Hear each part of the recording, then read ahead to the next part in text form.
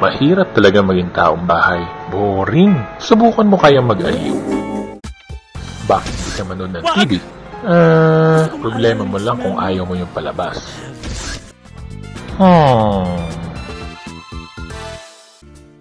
Bakit hindi ka magbasa ng libro?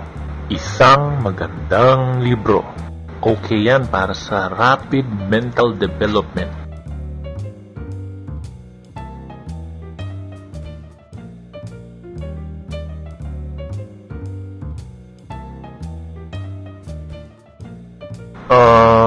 Yun nga lang kung naiintindihan mo binabasa mo.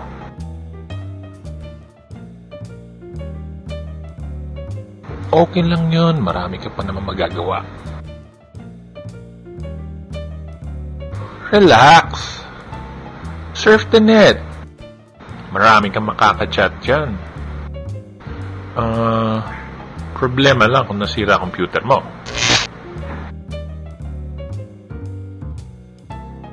Kung ganyan ang sitwasyon, call your sweetheart. I'm sure she'll understand kung hindi siya busy.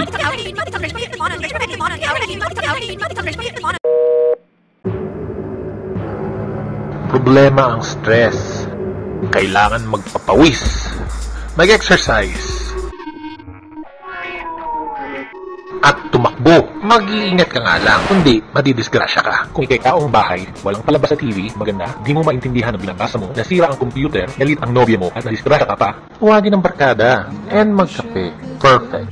Pwede kang sumabay, a cup in hand, tumambay lang for a while. Let's mix, let's talk, one moment, one Nescafe.